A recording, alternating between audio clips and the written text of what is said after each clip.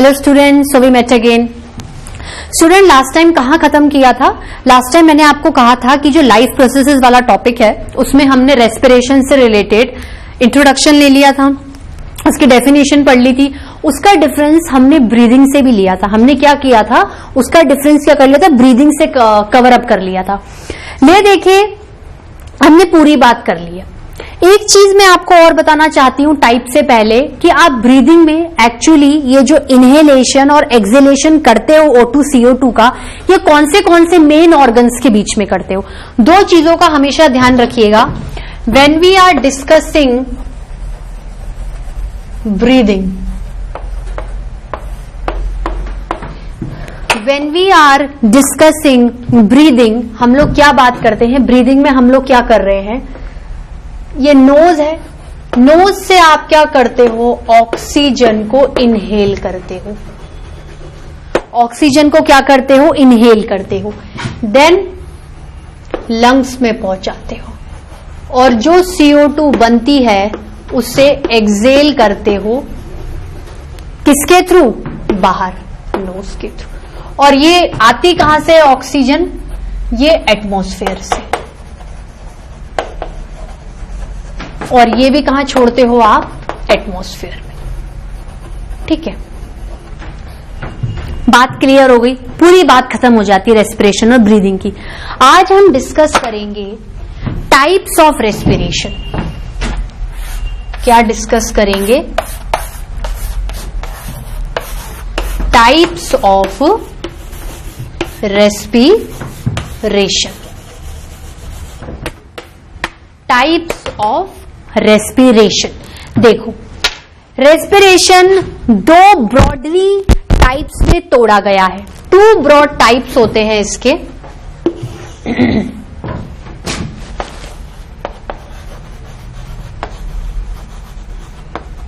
एक होता है एरोबिक और एक होता है एनारोबिक। एरो मतलब एयर, एरो मतलब एयर। इसमें मेरे को कौन सी एयर की गैसेस से मतलब है? मेरे को अगर सबसे पहला काम करवाना है रेस्पिरेशन में ऑक्सीडेशन, तो किसकी प्रेजेंस होती है? ऑक्सीजन की, मतलब प्लस O2। एनएरोबिक, एन मतलब नहीं चाहिए, एयर का ऑक्सीजन मुझे नहीं चाहिए, माइनस O2। तो एरोबिक रेस्पिरेशन क्या होता है? प्रेजेंस ऑफ ऑक्सीजन की वजह से होता है। और ये क्यों चलता है? Absence of oxygen. Aerobic respiration को चलाने के लिए ऑक्सीजन की प्रेजेंस मस्ट है और एनारोबिक में ऑक्सीजन की प्रेजेंस मस्ट नहीं है। ये ऑक्सीजन होगा तभी चलेगा, इसमें ऑक्सीजन की आपको कोई रिक्वायरमेंट नहीं है, ये बिना ऑक्सीजन के चलता है। ठीक है, तो प्रेजेंस ऑफ ऑक्सीजन और ये absence of oxygen. Presence of oxygen, absence of oxygen. बात समझ में आई स्टूडेंट्स? ठीक है, अब देखो, अब अपन थोड़ा सा मेन चीजें पढ़ेंगे इसके अंदर, फिर प्रॉपरली एरोबिक और एनारोबिक को उठाएंगे। अगर आपको एरोबिक रेस्पिरेशन चाहिए तो आपको इस रेस्पिरेशन को 3 स्टेप्स में करवाना पड़ेगा। आपको इस रेस्पिरेशन को क्या है? 3 स्टेप्स में करवाना पड़ेगा।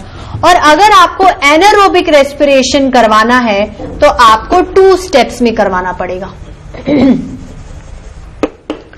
अगर आपको एरोबिक रेस्पिरेशन करवाना है, आपकी बॉडी के अंदर एरोबिक रेस्पिरेशन करवाना है, रेस्पिरेशन ऑक्सीजन की प्रेजेंस में करवाना है, ऑक्सीजन की बहुत महत्वपूर्णता है इसके लिए, और अगर इसको ऑक्सीजन की एब्सेंस में करवाना है तो you have to follow process. इसमें 3 प्रोसीजर्स में करवाना पड़ेगा, 3 स्टेप्स में, इधर 2 स्टेप या 2 प्रोसीजर में, और दोनों में एक स्टेप क्या होगा? कॉमन चलेगा। एक स्टेप क्या होगा? कॉमन चलेगा। ठीक है, पहला आता है ग्लाइकोलाइसिस। इसमें भी पहला आता है ग्लाइकोलाइसिस। ग्लाइको मतलब ग्लूकोज और लाइसिस का मतलब होता है तोड़ना। नाम से पता चल रहा है ग्लूकोज का ब्रेकडाउन होगा। ऑब्वियस सी बात है कि अगर रेस्पिरेशन को अब आप ब्रॉड कैटेगरी में पढ़ रहे हो तो इनिशियल स्टेप्स तो वही होंगे, ऑक्सीजन को लो, फूड को तोड़ो, जो कि मेजॉरिटी फॉर्म में आप ग्लूकोज की फॉर्म में लेते हो। पर ये स्टेप ग्लाइकोलाइसिस इसमें भी चलता है, इसमें भी वही इनिशियल स्टेप होगा। भले ही दोनों रेस्पिरेशन में टर्म्स अलग अलग है, लेकिन जो इनिशियल प्रोसीजर्स है वो सेम ही रहेंगे। इसमें भी क्या होगा, ग्लाइकोलाइसिस होगा, ग्लूकोज टूट जाएगा, लेकिन यहां पर विदाउट ऑक्सीजन की प्रेजेंस में भी टूट सकता है, विदाउट ऑक्सीजन की प्रेजेंस में भी टूट सकता है। ठीक है स्टूडेंट्स, उसके बाद इसका सेकेंड प्रोसीजर आता है, उसको बोलते हैं क्रेब्स साइकिल। उसको बोलते हैं क्रैब साइकिल, क्रैब की साइकिल, क्रैब की साइकिल। साइंटिस्ट क्रैब ने ये स्टेप ढूंढा था रेस्पिरेशन का, तो क्रैब साइकिल, क्रैब साइकिल भी बोल सकते हो, क्रैब्स साइकिल भी बोल सकते हो। तीसरा आता है electron transport system, electron transport system, electron transport system. ठीक है, इसमें दूसरा स्टेप क्या होगा, इसमें होगा दूसरे स्टेप को बोलते हैं फर्मेंटेशन, और ये किसमें प्रोसीड होता है, ईस्ट में, फंगस में। जब anaerobic respiration particularly east fungus organisms में होता है तो इन्हें बोला जाता है फर्मेंटेशन। और एरोबिक रेस्पिरेशन तो क्या है, जनरली ज्यादातर प्लांट्स और एनिमल्स इसको प्रोसीड करते हैं, सेल के अंदर ही काम हो रहा है, गैसेस प्रॉपरली सेल के साथ इन्वॉल्व कर रही हैं, इसलिए एरोबिक रेस्पिरेशन को सेलुलर रेस्पिरेशन भी कहा जाता है। ठीक है, ऑल्सो नोन एज सेलुलर, मतलब सेल के अंदर रेस्पिरेशन हो रहा है, सेल सांस ले रहा है, ऑक्सीजन को अंदर ले रहा है, फूड को तोड़ के एनर्जी दे रहा है, खुद भी ले रहा है, बाकी चीजों को भी दे रहा है, और CO2 को रिलीज कर रहा है। तो एरोबिक रेस्पिरेशन चाहे किसी में भी चले, उसको सेलुलर रेस्पिरेशन भी कहते हैं। लेकिन एनारोबिक रेस्पिरेशन जब ईस्ट में चलेगा, पर्टिकुलरली फंगस ग्रुप में, तो उसे क्या बोलते हैं, उसको फर्मेंटेशन कहते हैं। उसको क्या बोलते हैं, फर्मेंटेशन। अब एक इंपॉर्टेंट पॉइंट क्या आएगा, ब्लॉक में जब भी मैं लिखाऊं बहुत इंपॉर्टेंट बात होगी, वो आपके लिए ध्यान में रखिएगा। भले ही मैं ऊपर कोई स्टार मार्क नहीं बना रही हूं, I am not showing you important point explicitly. Glycolysis is common step in both aerobic and anaerobic respiration. Means occurs oxygen के प्रेजेंस में भी, प्लस मतलब प्रेजेंस और माइनस मतलब एब्सेंस। ये स्टेप दोनों में कॉमन है, चाहे आप एरोबिक में ऑक्सीजन के साथ करवाओ तो भी चलेगा, चाहे आप ऑक्सीजन के साथ मत करवाओ तो भी चलेगा। ठीक है स्टूडेंट्स, इतना नोट डाउन करिए। स्टूडेंट्स नोट डाउन किया, चलिए अब अपन एक एक को ध्यान से पढ़ते हैं। ठीक है, पहला क्या स्टार्ट करेंगे, एरोबिक रेस्पिरेशन। क्या स्टार्ट करेंगे, एरोबिक रेस्पिरेशन। हेडिंग डालिए स्टूडेंट्स। बोर तो नहीं हो रहा है, बिल्कुल बोर होने की जरूरत नहीं है, बात को समझिए और थ्योरी को लिखिए। ठीक है, कोई जरूरत नहीं है रट्टा मारने की बायोलॉजी में, आप समझ के खुद की लैंग्वेज बना सकते हैं, उससे आपको शायद फिजिक्स केमिस्ट्री से भी इजी लगेगी बायोलॉजी। ठीक है, पहला क्या स्टार्ट कर रहे हैं,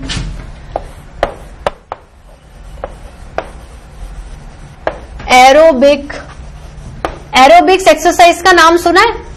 एरोबिक्स जनरली जिम में जाकर आप करते हो ना एरोबिक्स की एक्सरसाइज, उस एक्सरसाइज में frequent oxygen intake and CO2 हो रहा है along with their utilisation of oxygen within the cell. ठीक है, तो अपन ने एरोबिक रेस्पिरेशन देखा। एरोबिक रेस्पिरेशन में पहली लाइन क्या लिखेंगे, इसमें अपन प्रॉपरली डेफिनेशन लिखते हैं। रेस्पिरेशन का मतलब क्या होता है, ब्रेक डाउन ऑफ फूड। तो हम लोग क्या लिखेंगे, ब्रेक डाउन और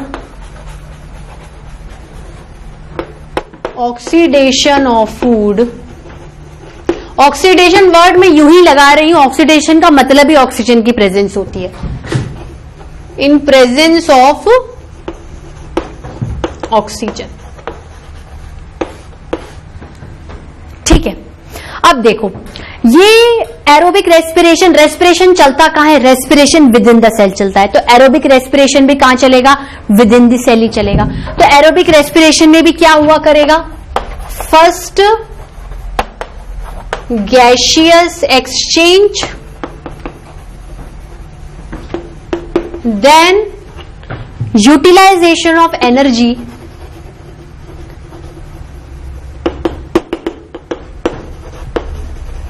by breaking the food,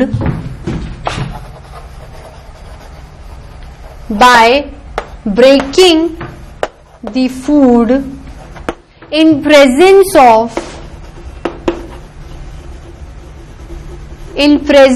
of oxygen। मतलब ये जो रिएक्शन है या जो भी स्टेप्स आप पढ़ने वाले हो वो किसके अंदर चल रहे हैं? वो विद इन दी सेल चलेंगे, चाहे ग्लाइकोलाइसिस मान लो, चाहे आप क्रेब्स साइकिल मान लो, या इलेक्ट्रॉन ट्रांसपोर्ट सिस्टम। ये तो क्या है? इसके सब कंपोनेंट है। ये तीनों चीजें तो एक्चुअली एरोबिक रेस्पिरेशन को बना रही हैं कि भाई ऑक्सीजन कैसे आएगा, कैसे वो यूटिलाइज होगा, कैसे CO2 निकलेगा और कैसे एनर्जी रिलीज होकर हमें ATP की फॉर्म में मिल जाएगी, जिसे हम यूटिलाइज भी कर सकते हैं और स्टोर करके भी रख सकते हैं। ये सब किसके अंदर चलता है? Within the cell. Takes place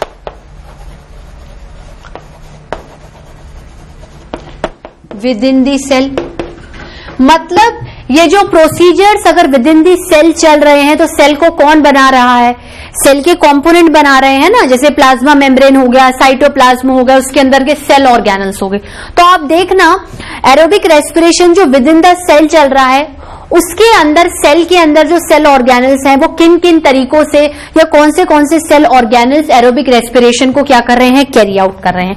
aerobic respiration को क्या कर रहे हैं? कैरी आउट कर रहे हैं। देखना ग्लाइकोलाइसिस किसी अलग सेल ऑर्गेनल में चलेगा, किसी अलग पार्ट ऑफ सेल में चलेगा, क्रेब्स साइकिल अलग पार्ट में चलेगा और इलेक्ट्रॉन ट्रांसपोर्ट अलग पार्ट में चलेगा।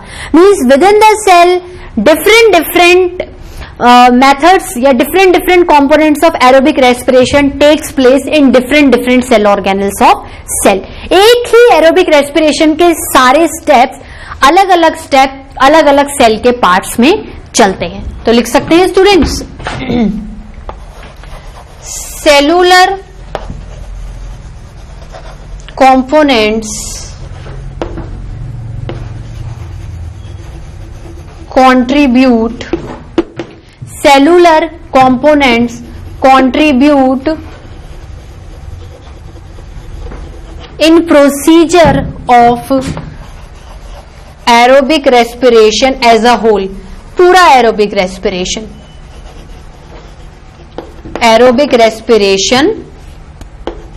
as a whole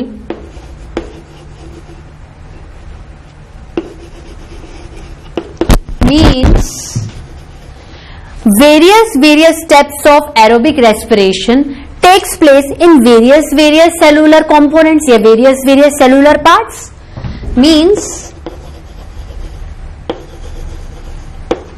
various steps of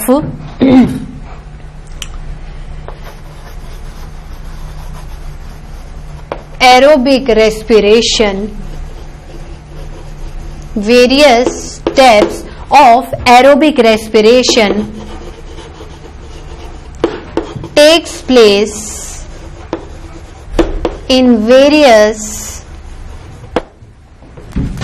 cellular components। अब देखना एरोबिक रेस्पिरेशन का कौन सा स्टेप कौन से सेल के पार्ट में हो रहा है। Let's start with the various steps of aerobic respiration. देखो स्टेप्स ऑफ एरोबिक रेस्पिरेशन क्या थे?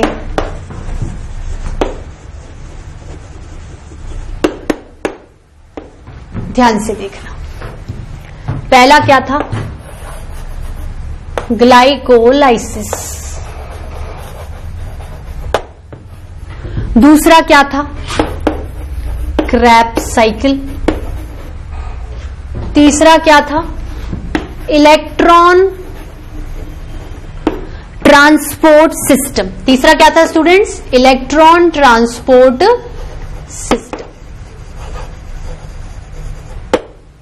फाइन, चलो पहला क्या पढ़ेंगे? पहले सुंदर सुंदर हैंडराइटिंग में बिल्कुल कैलीग्राफी के स्टाइल में क्या लिखेंगे? ग्लाइकोलाइसिस। ठीक है, हुआ तो आज अपन सिर्फ ग्लाइकोलाइसिस ही पढ़ेंगे, कोई बहुत ज्यादा बर्डन और हेक्टिक लेने की जरूरत नहीं। आप कम पढ़िए पर अच्छा पढ़िए स्टूडेंट्स। ग्लाइकोलाइसिस।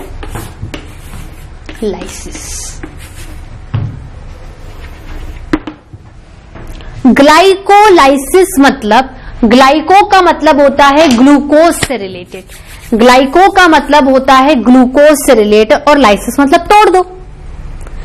एरोबिक रेस्पिरेशन चल रहा है, ऑक्सीजन को तुम ले रही हो, ऑक्सीजन को तुम लोग यूटिलाइज कर रहे हो, और उसके अंदर पहला स्टेप करवा रहे हो break down of food, and food is a glucose.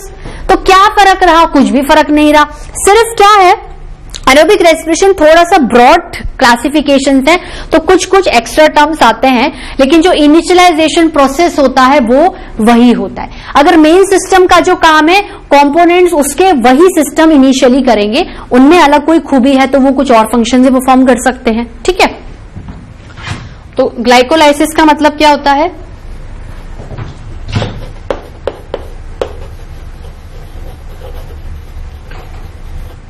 breakdown of glucose, breakdown of glucose। इसमें ग्लूकोज का ब्रेकडाउन कहां होगा? इसमें ग्लूकोज का ब्रेकडाउन कहां होगा और किसकी प्रेजेंस में होगा? Definitely breakdown of glucose in presence of oxygen. Initial step चल रहा है, वही चल रहा है जो चल रहा है, ज्यादा दिमाग बढ़ाना नहीं है।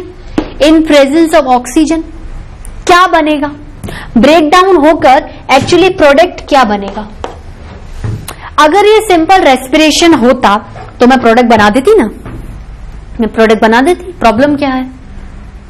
एनर्जी रिलीज हो गई। लेकिन कहीं ना कहीं अगर तीनों स्टेप्स चलाए हैं तो कोई ना कोई सिग्निफिकेंस तो होगा ना स्टूडेंट्स, बिल्कुल होगा।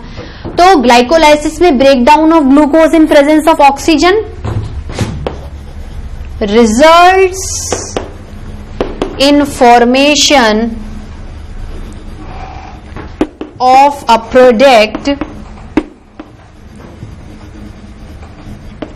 known as pyruvate, known as pyruvate, known as pyruvate। Pyruvate नाम का प्रोडक्ट बनेगा जब एरोबिक रेस्पिरेशन का पहला स्टेप ग्लाइकोलाइसिस चलेगा, पहला स्टेप ग्लाइकोलाइसिस चलेगा। क्या इस रेस्पिरेशन में एनर्जी रिलीज होगी? बिल्कुल रिलीज होगी, एनर्जी बिल्कुल रिलीज होगी। Energy is released in the form of ATP. Okay fine, कोई नई चीज? ये नई चीज है। क्या नई चीज मिली? ये वाली। अच्छा, इसमें एटीपी के 2 मॉलिक्यूल्स रिलीज होंगे। मतलब अभी तो हमने क्या था, कोई ऐसे पर्टिकुलर नंबर नहीं देखे थे, लेकिन अब नंबरिंग स्टार्ट होगी कि कितने एटीपी मॉलिक्यूल्स रिलीज होंगे। 2 एटीपी मॉलिक्यूल्स रिलीज होंगे in the form of ATP, 2 ATP molecules. मतलब इस रिएक्शन में आपको कितनी एनर्जी मिली? 2 एटीपी मॉलिक्यूल्स के बराबर एनर्जी मिली। ठीक है स्टूडेंट्स, उसके बाद पायरुवेट बना। ठीक है, पायरुवेट क्या है मैं भी आगे आपको बताऊंगी। एक चीज और है, ये वाला स्टेप सेल के अंदर कहां होता है? अब बताओ मुझे, ये अपन ने पढ़ा, ये नहीं पढ़ा ना, तो ये लिखना बहुत ज्यादा जरूरी है। इधर आ जाओ students. This glycolysis occurs in the cytosol of cell, that is cytoplasm, that is cytoplasm। भाई ये आपका सेल है, चाहे कोई सा भी मान लो अभी सेल। ठीक है, इसके अंदर क्या होता है? एक जेली लाइक फ्लूइड भरा रहता है, ये क्या होता है, साइटोसोल। मतलब जो भाई साइटोप्लाज्म तो क्या है, एरिया होता है। साइटोप्लाज्म तो क्या है, एरिया होता है। जैसे ये आपका न्यूक्लियस होता है, ये आपका न्यूक्लियर मेम्ब्रेन होता है। तो प्लाज्मा मेम्ब्रेन और न्यूक्लियर मेम्ब्रेन के बीच की जगह क्या कहलाती है, साइटोप्लाज्म। साइटोप्लाज्म तो क्या है, जगह है। साइटोप्लाज्म तो क्या है स्टूडेंट्स, जगह है। ठीक है, उस जगह में क्या है, जेली लाइक फ्लूइड भरा रहता है जिसको साइटोसोल बोलते हैं। पर इतना कंफ्यूज होने की जरूरत नहीं है। ले देके आपका जो ग्लाइकोलाइसिस वाला पार्ट है वो सेल के साइटोप्लाज्म में होता है। पर cytoplasm is itself a component, a part of cell. तो सेल के साइटोप्लाज्म में कौन सा स्टेप चलेगा, ग्लाइकोलाइसिस। ठीक है स्टूडेंट्स, इतना लिखिए, फिर मैं इसके आगे और आपको इलेबोरेट करके बताती हूँ। स्टूडेंट्स इसको नोट डाउन किया, चलिए थोड़ा इसके आगे पढ़ते हैं। ग्लाइकोलाइसिस में मैंने क्या है आपको मेन चीजें बताती है। ग्लाइकोलाइसिस में क्या है, मैंने आपको मेन चीजें बता दी हैं। ठीक है, ग्लाइकोलाइसिस की अगर इक्वेशन की बात करें, भाई ये तो क्या था, थ्योरी थी, इंट्रोडक्शन। अगर मैं आपको इक्वेशन की बात करूं तो ग्लाइकोलाइसिस एक्चुअली हो क्या रहा है, देखो। ग्लाइकोलाइसिस में जो ग्लूकोज होता है C6H12O6, जो कि एक 6 कार्बन कंपाउंड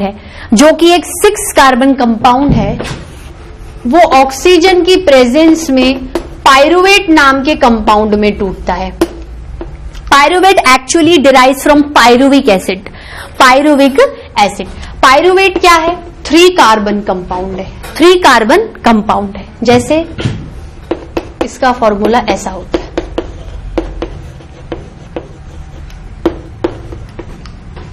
ठीक है। ये क्या है आपका पायरुवेट है, ये क्या है आपका पायरुवेट है। और इसमें 2 ATP क्या हो जाती है, रिलीज हो जाती है। इसमें क्या हो जाती है, 2 ATP रिलीज हो जाती है।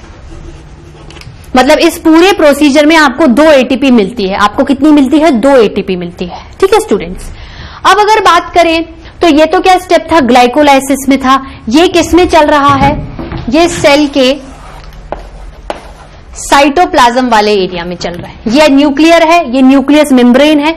साइटोप्लाज्म में आपका ग्लाइकोलाइसिस चल रहा है। ठीक है, ये क्या है आपका साइटोप्लाज्म, ये क्या है आपका साइटोप्लाज्म, ये क्या है आपका साइटोप्लाज्म। अब आप बोलोगे कि मैम बाकी 2 प्रोसीजर्स, देखो ये जो पायरुवेट होता है, ये जो पायरुवेट होता है जो कि साइटोप्लाज्म में बन चुका है, ये पायरुवेट क्या है, साइटोप्लाज्म में बन चुका है ना। अब ये क्या करेगा, सेल के पावर हाउस के पास जाएगा। सेल का पावर हाउस क्या होता है, माइटोकॉन्ड्रिया। सेल का पावर हाउस क्या होता है, माइटोकॉन्ड्रिया ना।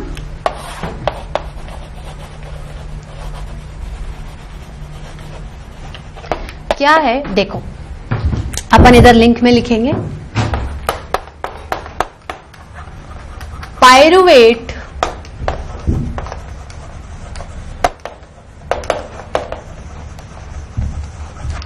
which is formed inside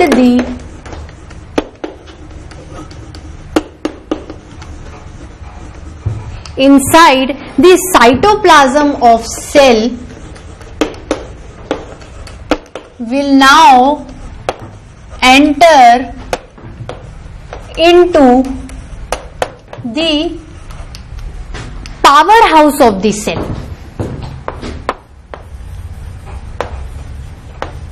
power house of the cell. अच्छा, एटीपी को क्या बोलते हैं, एटीपी को एनर्जी करेंसी भी बोलते हैं। ठीक है, इतना सब चीजें एक साथ जानने की जरूरत नहीं है। जो थोड़ा बहुत नॉलेज लगे आप लिखो, वरना लीव इट, धीरे धीरे सब पता चलेगा। तो power house of the cell, into the powerhouse of the cell, that is mitochondria.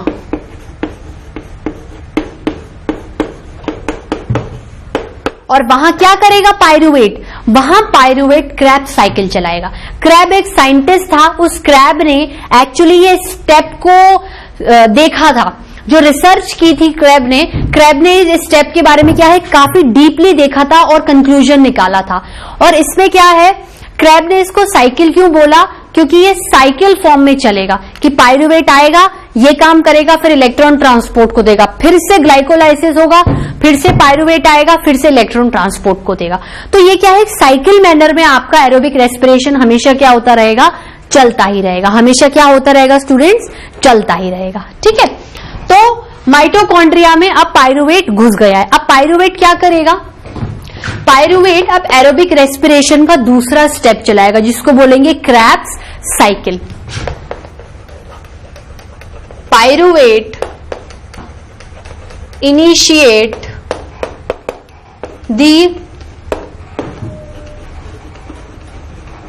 the second step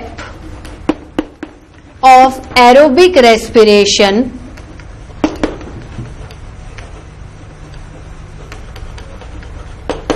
that is Krebs cycle. Krebs cycle.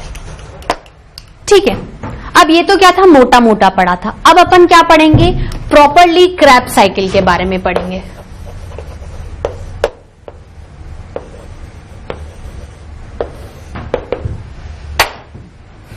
इसमें मैंने आपको क्या बोला, Krebs साइकिल क्या है, second step of aerobic respiration. Glycolysis क्या था, first step था।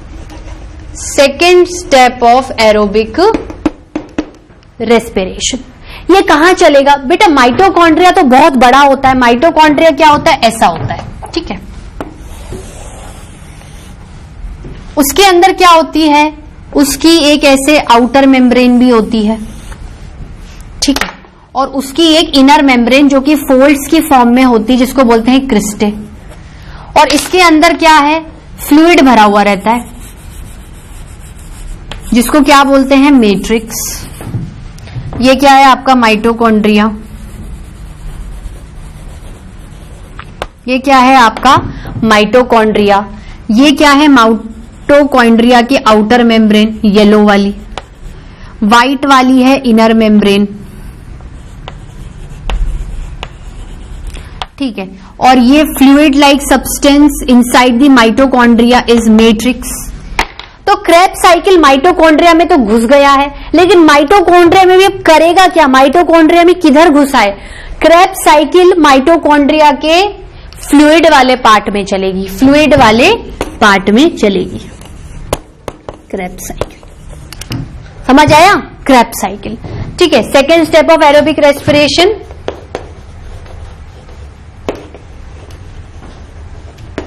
takes place in fluid part of mitochondria which is called matrix of mitochondria। ये तो आप पढ़ चुके हो ना, matrix of mitochondria, that is matrix of mitochondria, matrix of mitochondria। अब एक चीज देखो, एक चीज देखी गई कि माइटोकॉन्ड्रिया में फ्लूइड है, बह रहा है, कुछ बही हुई चीज में प्रेजेंट होंगी। मैंने आपको यह भी बताया था कि हर केमिकल रिएक्शन को करवाने के लिए कहीं ना कहीं एंजाइम्स का इन्वॉल्वमेंट होता है। ये पॉइंट डिफरेंसेस में लिखवाना मुझे जरूरी नहीं लगा था रेस्पिरेशन और ब्रीदिंग में, लेकिन मैं आपको ऐसे मुंह जबानी बता देती हूं कि रेस्पिरेशन में एक केमिकल रिएक्शन होती है। अगर केमिकल रिएक्शन होती है तो किसी ना किसी एंजाइम की जरूरत पड़ती है हमारी बॉडी में। जैसे प्लांट्स हैं, उनको एंजाइम्स की जरूरत नहीं थी, उन्होंने फोटोसिंथेसिस करवा लिया सनलाइट क्लोरोफिल की वजह से। लेकिन हम लोग क्या है, ह्यूमन बीइंग्स हैं। हम लोगों के अंदर अगर रेस्पिरेशन से कोई लिंक्ड चीज चलेगी, जैसे भाई हम लोग अपना खाना तो खुद बनाते नहीं है, तो हमारे अंदर फोटोसिंथेसिस होगा ही नहीं। लेकिन हमारे अंदर जो अदर केमिकल रिएक्शंस चलती है ह्यूमन बीइंग्स में, उनमें एंजाइम्स का इन्वॉल्वमेंट बहुत जरूरी है। तो यहां पर भी एंजाइम्स का इन्वॉल्वमेंट बहुत जरूरी है। Krebs साइकिल को चलाने के लिए, Krebs साइकिल को चलाने के लिए आपको एक एंजाइम की जरूरत होगी जिसको बोलते हैं कोएंजाइम ए। जिसको क्या बोलते हैं स्टूडेंट्स, कोएंजाइम ए। मतलब कहने का क्या मतलब है कि Krebs साइकिल सेकेंड स्टेप है, ये फ्लूइड ऑफ माइटोकॉन्ड्रिया में होगा। और Krebs साइकिल स्टार्ट कौन करेगा, Krebs साइकिल को स्टार्ट पायरुवेट करेगा। पायरुवेट, ग्लाइकोलाइसिस को इनिशिएट किसने किया था, ग्लूकोज थे, वो पायरुवेट में टूटा, पायरुवेट माइटोकॉन्ड्रिया के मैट्रिक्स को मिल गया। अब यहां पर क्रेब्स साइकिल चलेगी। तो पायरुवेट इनिशिएट दिस स्टेप, ठीक है। अब होगा क्या, Krebs cycle need enzyme for procedure.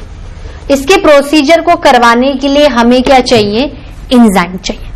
ठीक है स्टूडेंट्स, आज का लेक्चर मैं यही कवर अप करती हूँ, क्योंकि अभी इसके आगे क्या मुझे बहुत सारी चीजें बतानी है, वो इस लेक्चर में क्या खत्म भी नहीं होंगी। मैं आपको बता दूंगी, लिखाऊंगी नहीं, कोई वजह नहीं है उस चीज को पढ़ाने की।